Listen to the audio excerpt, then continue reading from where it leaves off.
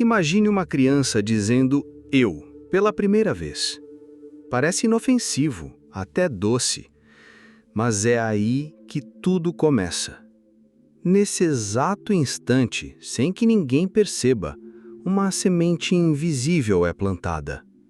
A partir dela, uma construção silenciosa se inicia. Uma construção que chamamos de eu, mas que não passa de um aglomerado de ideias herdadas, memórias mal digeridas e rótulos que jamais questionamos. E o mais curioso, nós não criamos esse eu. Ele nos é dado. É como se, desde pequenos, nos colocassem uma máscara, e a cada nova experiência, a cada novo "isso é meu, isso é quem eu sou", mais uma camada de tinta fosse adicionada.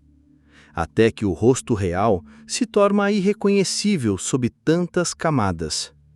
A voz que diz meu brinquedo, amanhã dirá minha carreira, minha dor, meu trauma. E o mundo aplaude.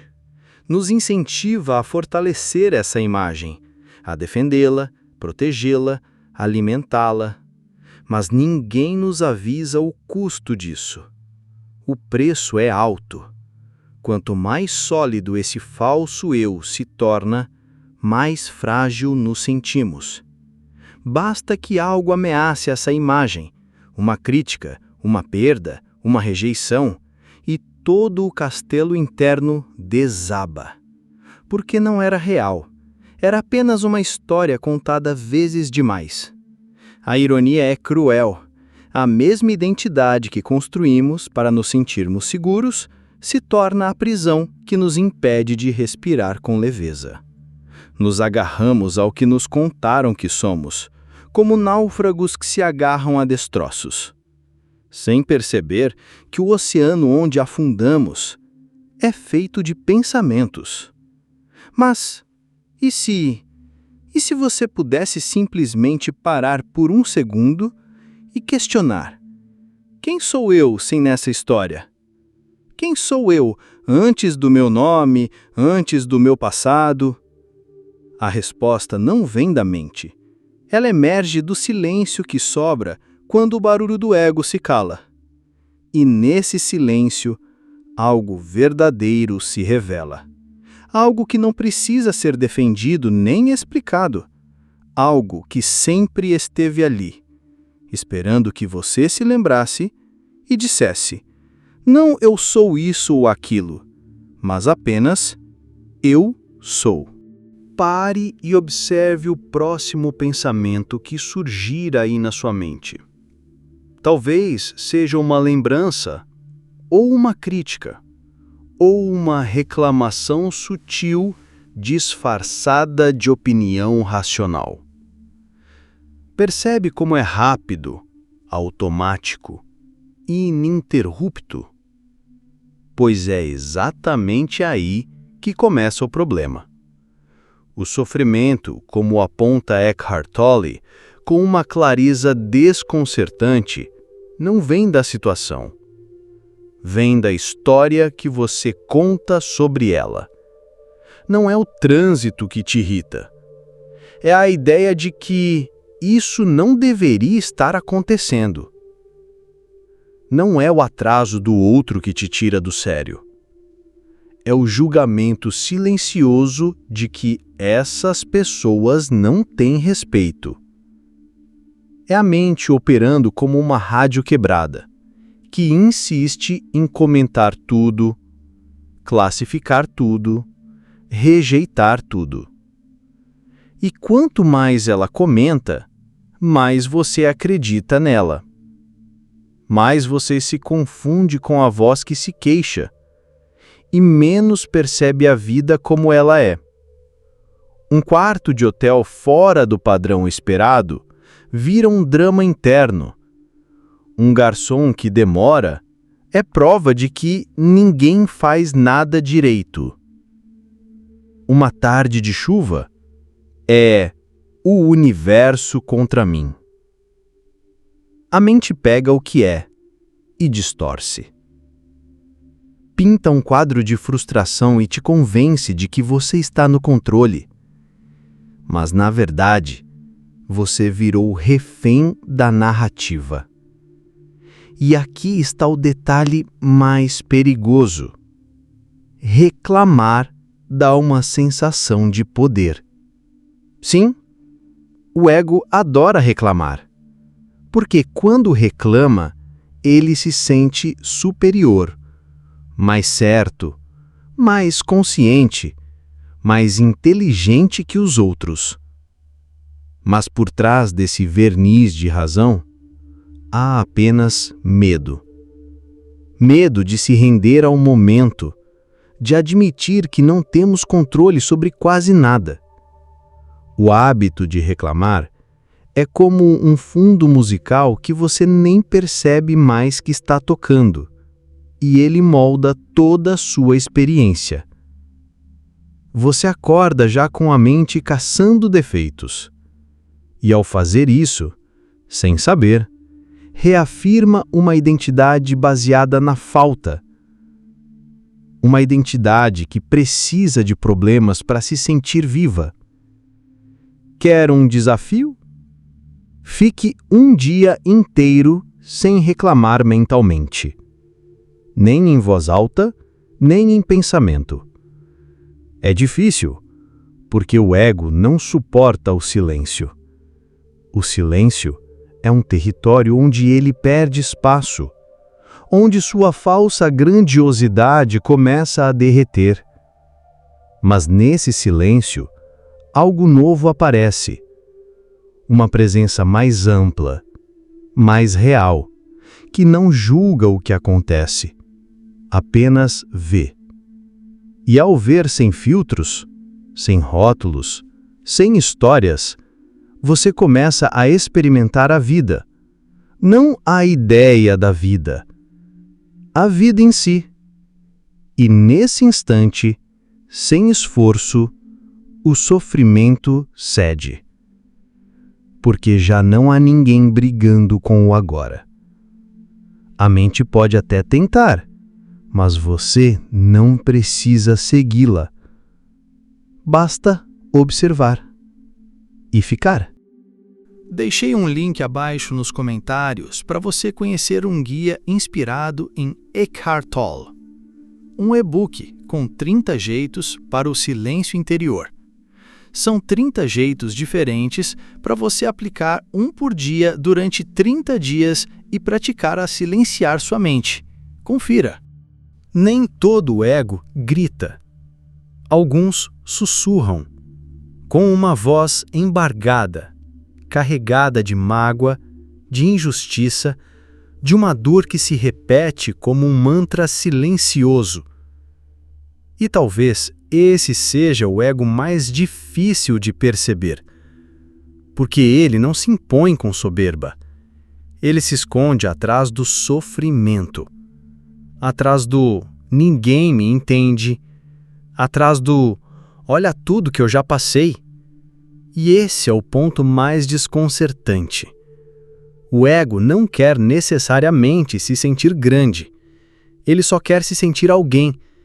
E se não puder fazer isso pela via da conquista, ele fará pela via da dor. Você já viu isso?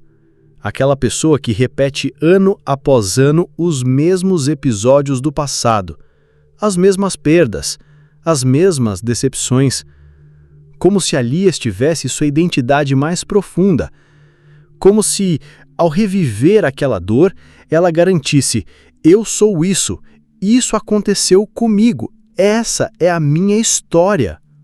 O ego adora uma boa narrativa. Não importa se de glória ou tragédia. Importa que seja coesa, convincente. Importa que sustente o eu como um personagem principal de uma peça em que tudo gira em torno dele. E há algo ainda mais sutil. Até mesmo o despertar espiritual, quando mal compreendido, pode ser sequestrado por essa estrutura. Você já viu isso também? Gente que se diz mais evoluída, mais consciente, acima do coletivo, mas que, por trás das palavras elevadas, esconde o mesmo velho jogo: querer ser especial, querer ser alguém, O ego é mestre em mudar de roupa. Ele pode tirar o terno da arrogância e vestir o manto do coitadismo.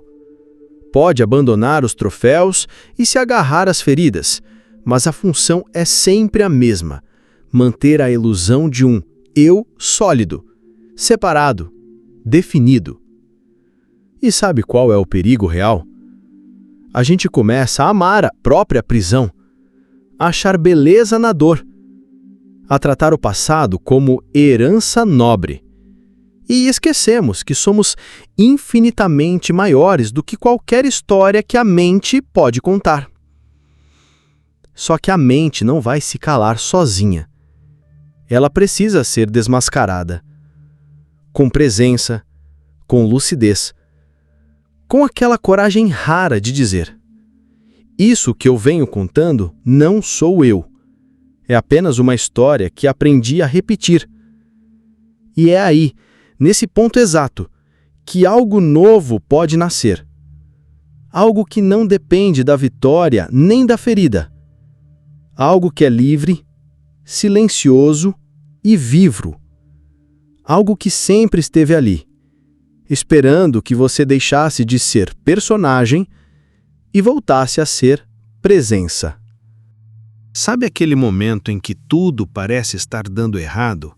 O trânsito para, o céu escurece, a chuva começa a cair e, sem perceber, você já está dizendo: justo hoje, nunca coopera, que droga de tempo. Agora pare. E imagine que nesse exato momento, em vez de reagir, você simplesmente olha. Sem rotular, sem comparar com o que deveria estar acontecendo, só observa. Essa pequena mudança, aparentemente banal, é uma revolução silenciosa. Eckhart Tolle revela com precisão: o sofrimento não está no que acontece, está na resistência ao que acontece. É o diálogo mental automático, ininterrupto, que transforma o neutro em drama. A chuva não é o problema. É a mente dizendo que ela estragou o seu plano. Mas existe uma saída, e ela não exige esforço sobre-humano, nem anos de meditação numa caverna. Ela está no agora. E começa quando você para de discutir com a realidade. Parece simples demais? Talvez. Mas experimente. Aceitar não é se render. É parar de lutar com o que já é. É como deixar de remar contra a correnteza e finalmente aprender a flutuar. Quando você não cria uma opinião imediata sobre tudo, quando consegue apenas ver sem julgar, a realidade se mostra sem o filtro da mente, sem os véus do ego que querem transformar tudo em pessoal. Isso me favorece, isso me atrapalha, isso prova que estou certo, isso mostra que falhei. Esse barulho interno perde força, e com ele perde força também a identidade frágil que vivia disso. Porque o ego precisa da resistência para se sentir vivo, precisa do conflito, do atrito, do eu contra o mundo. Mas quando você apenas olha a chuva, ou escuta o som do ambiente, ou sente a textura do que está em suas mãos, sem pensar sobre, apenas sentindo, você rompe o ciclo. Você sai da história e entra na vida real. Nesse estado, você não é mais o pensador compulsivo. Você é a presença que observa, a consciência que vê, mas não reage automaticamente. E é aí que algo profundo acontece. A paz, antes procurada em tantos lugares, emerge sozinha. Não como uma conquista, mas como aquilo que sempre esteve ali, por trás do ruído, por trás do querer, esperando que você apenas estivesse presente. A maioria das pessoas só desperta quando não aguenta mais sofrer. Quando a vida já puxou o tapete tantas vezes que não resta escolha a não ser parar e olhar para dentro. É duro admitir, mas é verdade. Geralmente, é a dor que nos empurra para a consciência. Eckhart Tolle nos alerta: O ego não desmorona porque queremos. Ele desmorona quando não tem mais onde se esconder, quando a perda quebra o orgulho, quando o fracasso dissolve as fantasias, quando a doença cala a voz da pressa. É nesses momentos em que tudo o que sustentava o eu entra em colapso que uma fresta se abre e por ela entra algo novo. Mas aqui está o ponto mais importante. Você não precisa esperar a dor para despertar. Pode escolher agora. Pode parar de reforçar o personagem que você acredita ser. Pode observar, com honestidade, os padrões repetitivos da sua mente, o drama interno que você repete sem perceber, as reclamações que parecem tão justificadas, mas só alimentam um eu que quer ter sempre razão. Esse jogo da identidade é viciante, porque ele dá a ilusão de controle, de saber quem se é, mas é uma prisão dourada. Toda história que você conta sobre si mesmo, por mais heróica ou trágica que pareça, é só mais uma camada, uma narrativa que você pode, agora mesmo, deixar cair. E então, surge o reconhecimento mais profundo que um ser humano pode ter. Eu não sou o que aconteceu comigo. Eu não sou meus pensamentos. Eu sou aquilo que observa, em silêncio, sem julgar. É disso que nasce a verdadeira liberdade. Não de conquistar o mundo, mas de não precisar mais dele para se sentir inteiro. De poder estar na chuva e não desejar sol. De viver um contratempo e não criar drama. De ouvir a própria mente gritando e não se confundir com ela.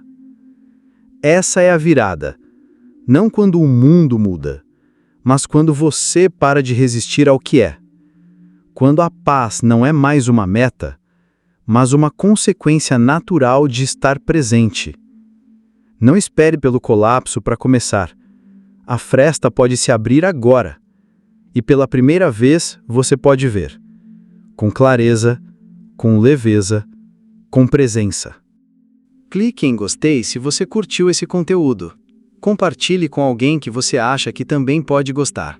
Nos ajude se inscrevendo no canal se ainda não for inscrito. E deixe nos comentários sua reflexão sobre o vídeo.